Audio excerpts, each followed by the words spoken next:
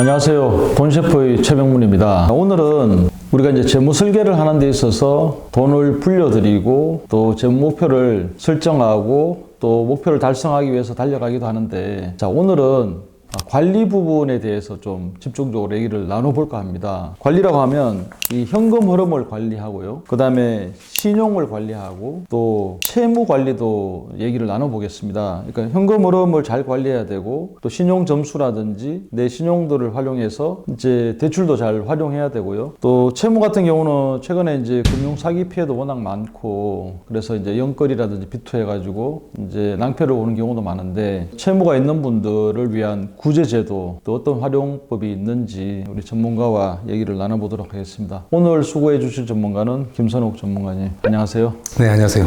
예, 반갑습니다.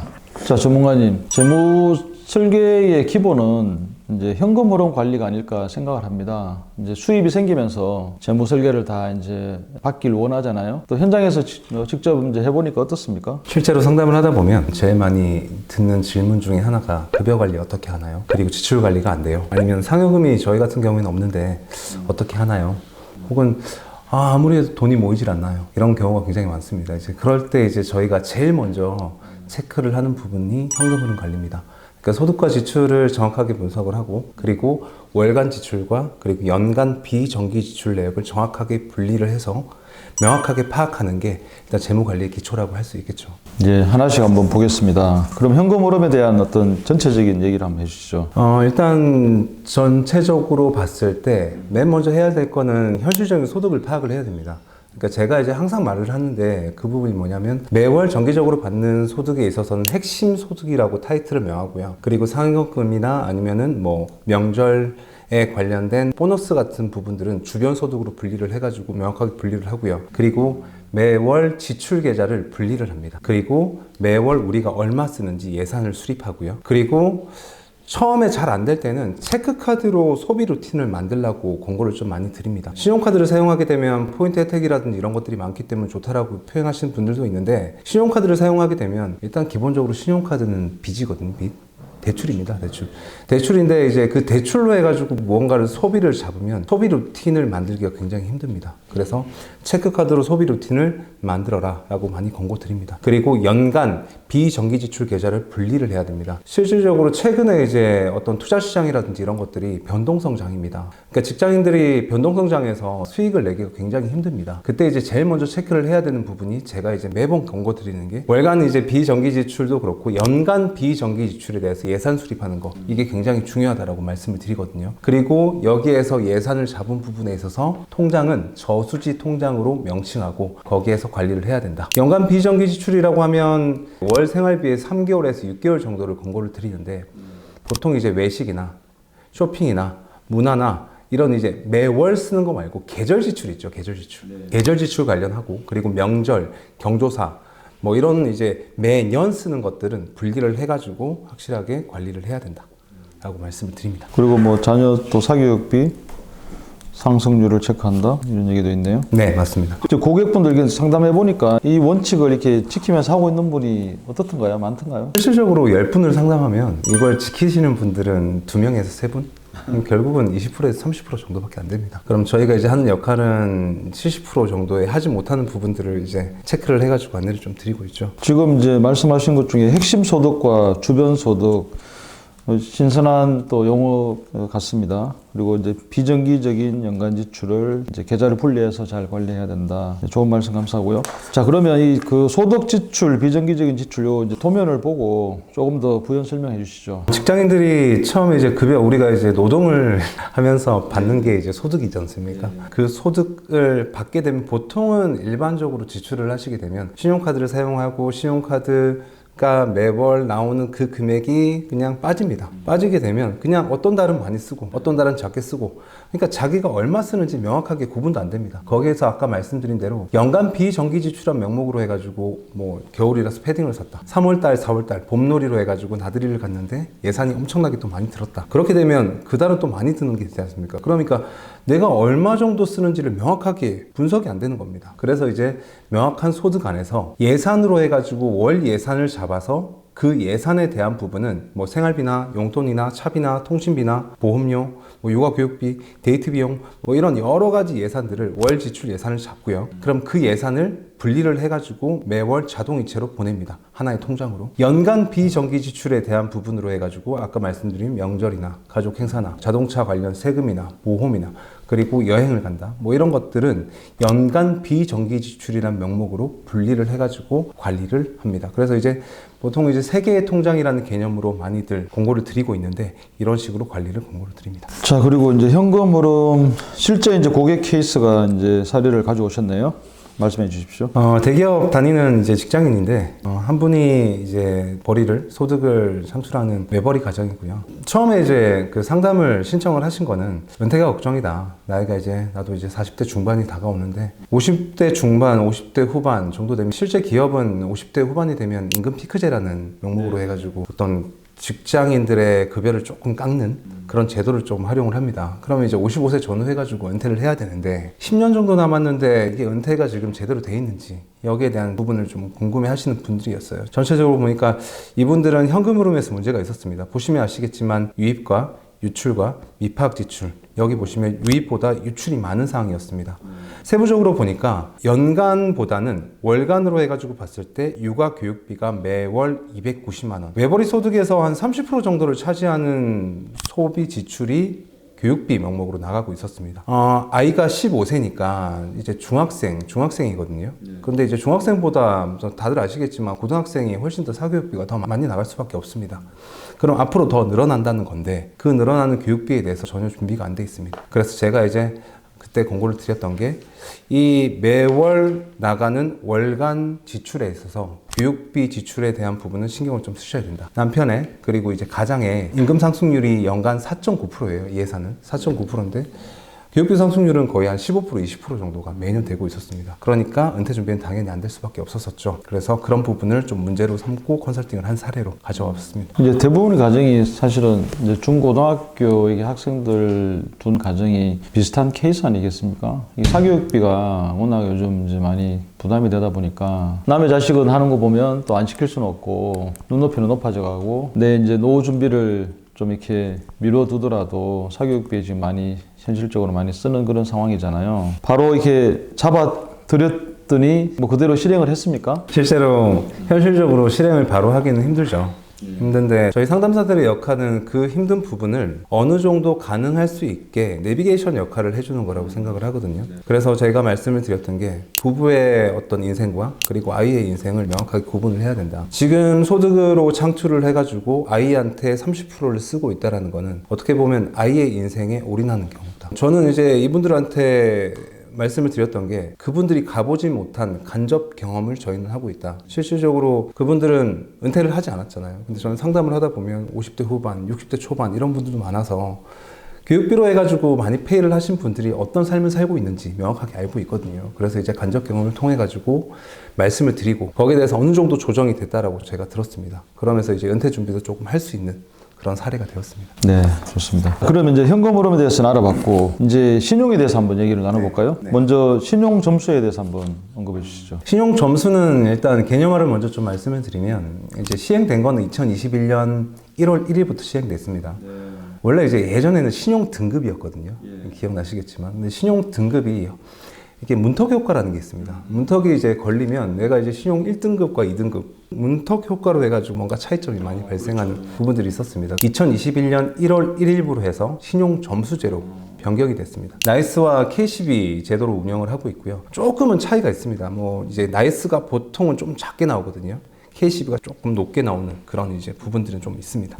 신용에 대해서 전체적으로 이제 뭐 신용 점수에 영향을 미치는 이런 얘기들을 좀 해주시면. 현금 흐름 관련해서도 저희가 아까 말씀을 드렸는데 기본적으로 신용 관리는 어떤 전체적인 재무 관리의 아주 기본적인 부분이라고 할 수 있겠습니다. 자본주의 사회에서는. 근데 기본적인 틀을 잘 모르시는 분들이 있어서 항상 말씀을 드리는 게 제가 이제 첫 번째로 말씀을 드리는 게 할부. 할부는 뭔가 이제 달콤한 유혹입니다. 무이자 할부. 무이자 할부라고 하면 뭔가 나는 혜택을 받는 것 같고, 뭐 12개월 무이자, 24개월 무이자. 자, 일단 그게 이제 구렁텅이죠. 뭐 우리 남편 월급이 만약에 예를 들어 300만 원이라고 가정해 보겠습니다. 300만 원인데 300만 원짜리 물건이 있는데 30개월 할부를 해준다고 합니다. 그러면 남편의 월급에 당연히 30분의 1밖에 안 되니까 부담이 덜하죠. 그런데 이제 그런 것들이 쌓이게 되면 매월 지출에 대해서 파악을 하지 못합니다. 그러니까 이게 나가는 게 숨만 쉬어도 카드값이 나간다는 부분들이 거기서 생기는 겁니다. 그리고 실제로 신용카드에서는 할부 제도를 굉장히 좋아합니다. 신용카드 회사에서는. 왜냐하면 소비를 촉진을 시키니까. 그래서 매월 현금 흐름을 좀 지키기 위해서는 할부를 조금 자제해야 된다 말씀을 드리고, 두 번째는 신용을 지키기 위해서는 오래된 카드를 좀 사용해라. 뭐 신용카드 많으실 겁니다. 뭐 저 같은 경우에도 신용카드가 한 3개 정도 있는데, 그 중에서 제가 철저하게 지키는 게 좀 이제 발급받은 지 오래된 카드들을 좀 사용을 합니다. 그렇게 되면 신용 점수를 올리는데 조금은 효과가 있다. 아, 그렇습니까? 네. 오래된 카드를 쓰고 있는데 그게 신용 점수에 플러스가 되는 요인이네요. 그리고 이제 신용카드 한도가 예를 들어서 뭐 내가 신용카드 한도가 200만 원이다. 그러면은 30%라고 돼 있는데 한도는 30% 이내로 해가지고 설정을 해서 소비 지출을 하는 습관을 길러주시는 게 좋습니다. 200만 원이면 30%면 60만 원 정도가 되겠죠.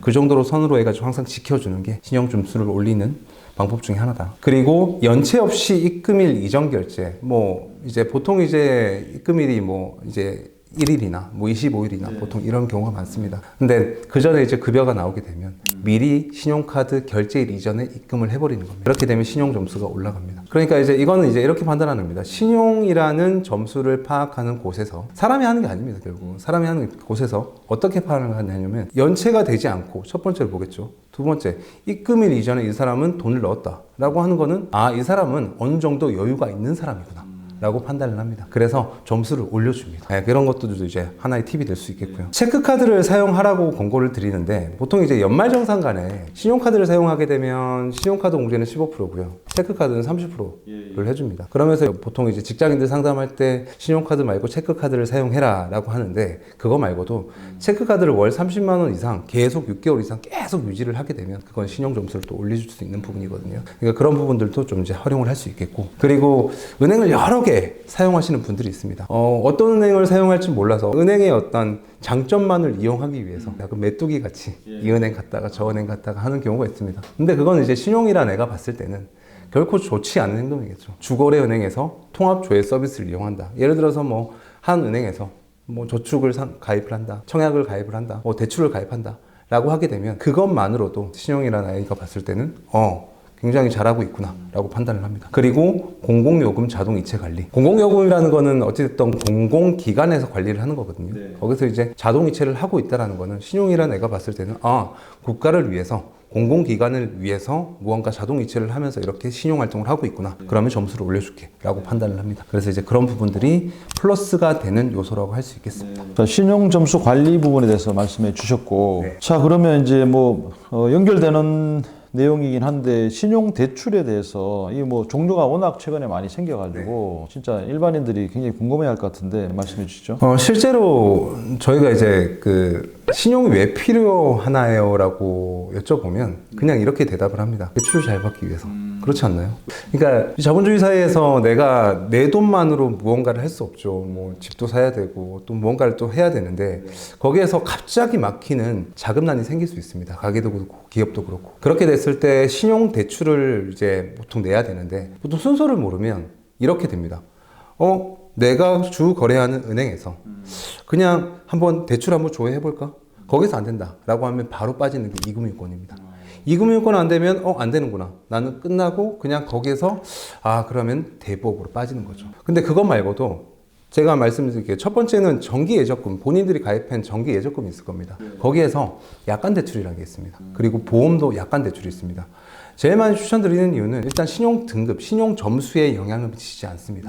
그리고 요즘에 이제 뭐 DSR이라든지 DTI라든지 LTV라든지 이런 것들하고 전혀 상관없이 자기 자산 가지고 대출을 내는 거니까 이거는 아주 현명한 이제 첫 번째 신용대출 방법이고, 두 번째는 1금융권 신용대출. 아무래도 금리 때문에 1금융권 신용대출 내는 게 가장 좋겠죠. 근데 만약에 안 됐다, 1금융권 신용대출이 안 된다 라고 하게 되면 1금융권에서 정부 지원자금 대출이라는 게 있습니다. 뭐 세희망홀씨, 사이돌, 햇살론뱅크 이런 것들을 통해 가지고 한번 알아보고, 그것마저 안 된다 그러면은 카드론 혹은 2금융권 신용대출.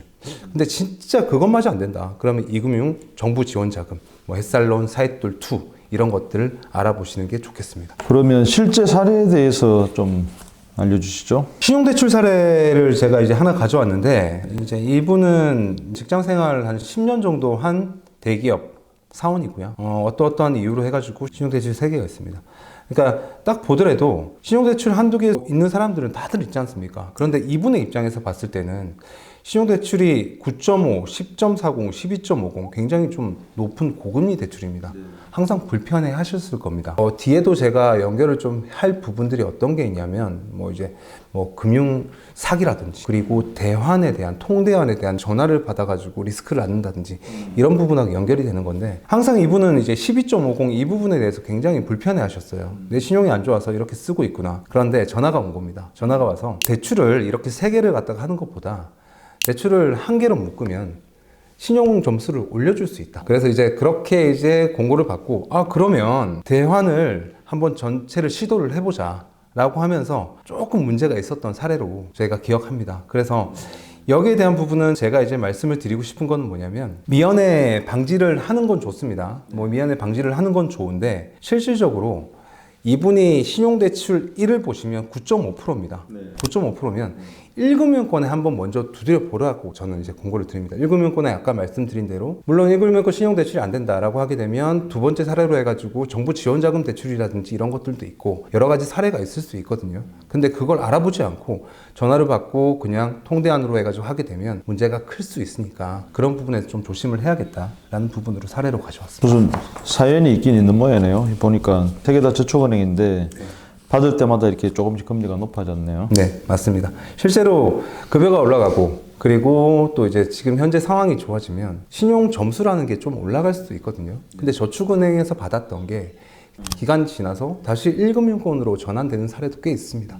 그런데 이제 그런 것들을 모르고 전화를 받고 그냥 대환이라든지 이런 것들로 해가지고 연결이 되는 안타까운 사례가 있어서 이런 것들은 좀 피하고자 가져왔습니다. 그 통대환 이제 사기 사례 같은 경우는 이따가 또 2부에서 한번 다뤄보도록 하겠습니다. 네. 자, 그래서 이제 실제로 이제 아까 이런 대출도 연결하고 관련이 있을지 모르겠는데 이 연결에 대해서도 한번 언급해 주시죠. 정확한 연도는 기억나지 않는데 이제 작년부로 해가지고 부동산이 많이 떨어지고 있죠. 정말 많이 떨어지고 있습니다. 실질적으로 많이 떨어지는 이유는 여러 가지가 있을 겁니다. 소득 대비한 부동산의 가격, 저희가 항상 이야기하는 PIR, Price Income Rate라고 하는 부분이 있는데 그 자체로서 이제 부동산 가격이 좀 높다 보니까 실제로 결혼을 안 한다. 그리고 아이를 출산을 안 한다. 저출산 이런 것들 연결이 많이 됩니다. 그러니까 이제 사회적인 문제죠. 이게 부동산이 너무 비싸다. 라는 부분들이 굉장히 문제가 됐었죠. 그러면서 이제 물가를 잡기 위해서 금리를 많이 올렸습니다. 그런 상황에서 보다 보니까 계속 고공행진하던 부동산이 갑자기 꺾이게 되는 겁니다. 근데 실제로 이 고공행진할 때, 피크 치기 전에 국가에서도 계속 부동산은 공고를 했습니다. 부동산을 사야 된다. 그리고 요즘에 또 이제 젊은 세대들 많이 보는 유튜브나 이런 데서도 부동산을 사야 된다라고 이야기를 하다 보니까 영혼까지 끌어모은 겁니다. 그래서 그때 시점에 부동산을 구입하신 분들이 금리가 갑자기 올라버리는 겁니다. 금리가 보통 3%대 받았던 그 금리가 4%, 5%, 6%가 되면서 매달 내는 이 현금 흐름 자체가 거의 2배가 되는 겁니다. 그러니까 굉장히 힘든 고통을 호소하시는 분들이 많습니다. 그래서 이제 연끌이 사회적인 문제가 지금 현재 많이 되고 있는 상황입니다. 저도 조금 고통스럽습니다. 예. 자, 그러면 이게 이제 특례보금자리론도 어떻게 보면 이제 부동산 젊은 세대들을 위해서 정부에서 이제 만들어둔 제도인데 활용도에 따라 가지고 잘 활용하시는 분은 또 활용하시면 좋을 것 같고 또 이제 이 금리 부담 때문에 이거 진짜 신중하게 활용을 하라는 말씀 좀 드리고 싶은데 여기에 대해서 좀 말씀해 주시죠. 특례 보금자리론이라고 국가에서 이제 진행하는 건데 신청 시작일은 1월 30일부터 시작을 했습니다. 그리고 언론을 통해서도 계속 나와 있는데 굉장히 인기가 많습니다. 왜 인기가 많은가 하니 일단 국가에서 먼저 하고요. 국가에서 하니까 뭔가 혜택이 있는 것 같습니다. 근데 여기서 이제 살펴보셔야 될 거는 고정금리 4%대거든요. 고정금리 4%대. 불과 한 2년 전, 3년 전으로만 돌아가 보겠습니다. 그때 4%대 금리라고 하면 높은 거 아닌가요? 높은 건데 지금 금리가 올랐다고 해서 시중금리가 5%대, 6%대라고 해가지고 4%대 고정금리를 받는다? 이게 10년, 20년이 간다? 라고 하게 되면 이건 굉장히 리스크가 클 수 있습니다. 그러니까 국가에서 하는 거라도 이건 명확하게 어떤 주위의 어떤 전문가라든지 이런 분들의 어떤 상담을 좀 컨설팅을 받으면서 결정이 되면 좋겠다 않을까라는 생각이 들었습니다. 이게 몇 년 상환인 거예요, 그러면 이게? 보통 만기는 10년, 15년, 20년, 30년, 40년, 50년 이렇게. 그래서 장기네요. 장기인데 이 고정으로 4에서 5%대를 확정하니까 네, 맞습니다. 잘 생각을 해봐야 되는 네. 그런 또 점이 있네요. 네. 자, 그리고 이게 저기 일반인들이 이거 참 잘 활용하면 좋을 것 같은 제도인데 금리 인하 요구권 여기에 대해서 한번 말씀해 주십시오. 네. 금리가 계속 높다고 말씀을 드렸는데 금리 자체가 굉장히 높으니까 부담이지 않습니까? 그런데 실제로 정부에서는 금리 인하 요구권이라고 해서 나의 어떤 지금 현재 상황이 좋아졌다. 뭐 신용 등급이라든지 내가 회사에서 진급을 했다. 이런 부분을 갖다가 은행에다가 이야기를 하게 되면 금리를 낮춰주는 금리 인하 요구권이라는 권리를 드리고 있었습니다. 그런데 시중에 잘 모르시는 분들이 많으세요. 뭐 제 주위에도 재무 상담사들조차도 금리 인하 요구권을 어떻게 사용하는 거예요? 이렇게 물어보시는 분들이 있으세요. 그럼 이건 좀 문제가 있는 거거든요. 그래서 2월부터 해가지고 금리 인하 요구권에 대해서 공시를 좀 강화를 했습니다. 그러니까 뭐 세부적으로 해가지고 세부 방안에 대해서는 안내 홍보를 하고 신청 심사에 대해서 그리고 공시 관리에 대해서 이런 식으로 쭉 나와 있는데 이건 참고를 좀 하시면 될 것 같고요. 금융기관한테 공시를 하라 이걸 강화했다는 거잖아요. 그러니까 일반인들이 많이 활용할 수 있게 워낙 금리가 최근에 막 높여버리니까 좋은 제도네요. 어쨌든. 실제로 상담을 하다 보면 저는 이제 대기업 쪽에 상담을 많이 하는데 그분들 상담을 하게 되면 고금리인데 자기가 이제 금리 인하 요구권을 어떻게 사용하는지 모르시는 분들도 굉장히 계십니다. 그런데 실제로 이걸 권고를 했을 때 3명 중에 한 분 정도는 억셉트가 됐습니다. 결국은 그러니까 한번 해볼만 하다는 거죠. 내 금리가 좀 높다라고 하게 되면 금리 인하 요구권에 대해서는 좀 알아보고 체크를 하시면 좋겠다. 그리고 시중의 은행을 제가 좀 정리를 해놨거든요. KB국민은행하고 NH하고 신한은행하고 우리 하나은행 이렇게 쭉 정리를 해놨습니다. 금융사 누리집이라는 자료이긴 한데 소득, 재산, 그리고 신용도 상승, 그리고 기타 관련된 부분에 있어서 금융기관마다 조금은 차이점은 있습니다. 그래서 자기가 거래하는 주 거래은행의 특징을 좀 살펴보시고 금리 인하 요구권을 행사를 하시면 좋겠다라고 말합니다. 금융기관도 이제 뭐 이렇게 금융당국에 뭐 보여줄 데이터가 필요할 것 같은데 요구를 하면 그 중에 이제 몇 프로 정도는 뭐 우리가 했다 이렇게 이제 보여주기 위해서라도 아마 이게 유효할 것 같습니다. 네, 앞으로. 맞습니다. 그렇게 해야지 은행이 삽니다. 자, 그리고 이제 또 실제 또 연끌 사례를 또 하나 가지고 보여주셨네요. 네. 말씀해 주십시오. 실제로 제가 가져온 사례는 그 픽션하고 팩션하고 좀 더한 이제 팩션이거든요. 실제로 대기업 분이고 주택구입자금 대출로 해가지고 만기일 30년으로 해가지고 210만 원 정도의 월 상환금을 내고 계셨습니다. 대출 잔액은 3억 5천 정도 남았고요. 그런데 보시면 6%대 원리금 균등으로 해가지고 내고 계셨습니다. 그러니까 굉장히 부담이 되는 거죠. 그런데 실제로 이분이 3% 초반대로 받으셨거든요. 그러면은 이자 부담이 2배가 늘어난 거죠. 굉장히 부담이 많이 됐을 겁니다. 그런데 실제로 이분이 예전 직급일 수도 있는데 과장, 차장, 부장 이런 식으로 해서 진급을 했습니다. 그 진급에 대한 부분을 이 은행에서 조금 받아들여줘서 금리 인하 요구권이 행사가 돼서 금리가 많이 낮아지는 사례가 있습니다. 직급이 높아지고 소득이 좀 늘어나니까 그걸 또 받아준 거네요. 네, 맞습니다. 자, 여기까지 이제 현금 흐름 관리 그리고 이제 신용 관리 또 신용을 관리하려면 이제 그게 뭐 중요한 포인트들 말씀해 주셨고 이게 이제 특히 이제 마지막에 언급하신 금리 인하 요구권 이것도 이제 뭐 일반인들이 잘 활용을 안 해보던 거라서 여러분들도 잘 활용하시면 내 이제 현금 흐름을 이제 개선하는데 조금이라도 도움이 될 것 같습니다. 자, 지금까지 수고해 주신 김선욱 전문가님 감사합니다. 네, 감사합니다. 네.